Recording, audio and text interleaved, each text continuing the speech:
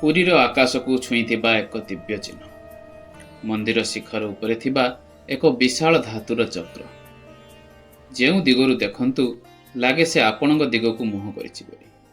ହଁ ଆଜ୍ଞା, ସେ ହେଉଛି ନୀଳଚକ୍ର। କିନ୍ତୁ ପ୍ରଶ୍ନ ହେଉଛି, ଏହା କେବଳ ଏକ ଧାର୍ମିକର ପ୍ରତୀକ ନା କି ଏହା ପଛରେ ଅଛି କିଛି ବୈଜ୍ଞାନିକ ରହସ୍ୟ?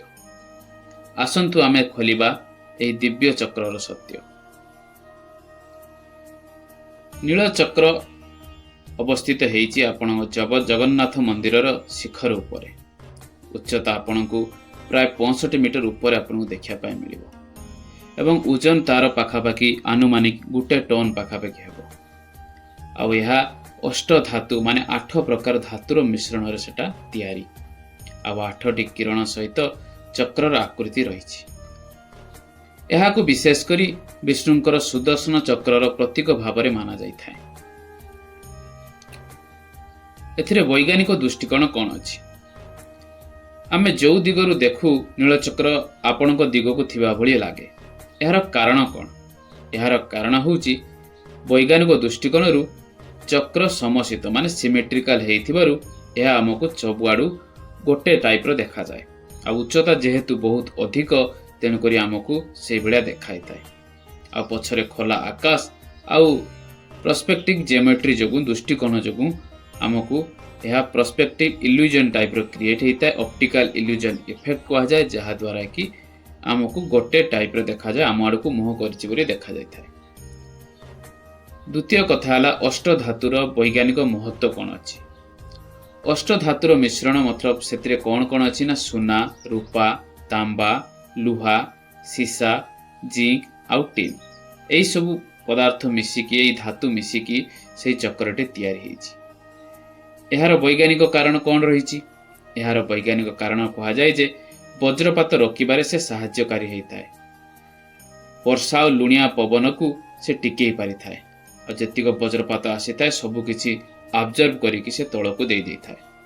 ଆଉ ପୁରୀ ସମୁଦ୍ର ନିକଟରେ ଥିବାରୁ ଏହି ଧାତୁ ବ୍ୟବହାର ବହୁତ ବୈଜ୍ଞାନିକ ବୋଲି କୁହାଯାଇଥାଏ।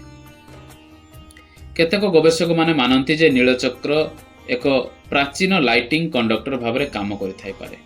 ଉଚ୍ଚ ସ୍ଥାନରେ ଧାତୁର ଗଠନ ବଜ୍ରପାତ ଆକର୍ଷଣ କରି ଶକ୍ତିକୁ ସେ ବିସର୍ଜନ କରିଦେଇପାରେ। ଆଉ ଆଧ୍ୟାତ୍ମିକ ଅର୍ଥ କ'ଣ? ନୀଳଚକ୍ରକୁ ସୁଦର୍ଶନ ଚକ୍ର ବୋଲି କୁହାଯାଇଥାଏ, ଯାହା ଭଗବାନ ବିଷ୍ଣୁଙ୍କର ଅସ୍ତ୍ର ହେଇଥାଏ। ଏହାର ଅର୍ଥ ହେଉଛି ଧର୍ମର ସୁରକ୍ଷା କରିବା, ଅଧର୍ମର ବିନାଶ କରିବା ଆଉ ସମୟର ଚକ୍ରକୁ ଘୁରେଇବା। ଚକ୍ର ଅର୍ଥ ଜୀବନର ତଳମାନ। ନୀଳଚକ୍ର ସବୁ ଦିଗରୁ ଦେଖାଯାଇଥାଏ। ଏହା ଦେଖାଏ ଯେ ଭଗବାନ ସମସ୍ତଙ୍କୁ ସମାନ ଦୃଷ୍ଟିରେ ଦେଖନ୍ତି। ଏହା ଏକ ୟୁନିଭର୍ସାଲ ସିମ୍ବଲ। ଜାତି, ଧର୍ମ, ବର୍ଗ ଉପରେ କେହି ନୁହନ୍ତି ବୋଲି କୁହାଯାଇଥାଏ। ବହୁଥର ଗୋଟେ କଥା ଉଠେ ଯେ ମିଥ୍ୟା ବନାମ ସତ୍ୟ, କୋଉଟା ସତ ବା କୋଉଟା ମିଠ?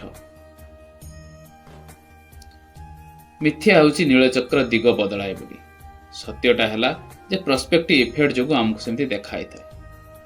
ଏହା ଗୋଟିଏ ଚୁମ୍ବକୀୟ ଶକ୍ତି ବୋଲି ମିଥ୍ୟା କୁହାଯାଇଥାଏ। କିନ୍ତୁ ପ୍ରକୃତ ସତ ହେଲା ଧାତୁ ଆଉ ଉଚ୍ଚତା ଯୋଗୁଁ ଆଲୋକର ପ୍ରଭାବ ଯୋଗୁଁ ଏଟା ହେଇଥାଏ। ଭକ୍ତିରେ ଅତ୍ୟଶକ୍ତି ନୁହେଁ, ସତ୍ୟର ଶ୍ରଦ୍ଧା ଥାଉ। ନୀଳଚକ୍ର କେବଳ ଧାତୁର ଗଠନ ନୁହଁ, ଏହା ଆମର ଆସ୍ଥାର ଶିଖର। କମେଣ୍ଟରେ ଲେଖିଦିଅନ୍ତୁ ଜୟ ଜଗନ୍ନାଥ ଆଉ ଲାଇକ୍, ସେୟାର, ସବସ୍କ୍ରାଇବ କରିକି ଚ୍ୟାନେଲକୁ ଯାଆନ୍ତୁ। ପୁଣି ମିଳିବା ଆଉ ଏକ ଆଧ୍ୟାତ୍ମିକ ଗଭୀର ବିଷୟ ସହିତ। ଜୟ ଜଗନ୍ନାଥ।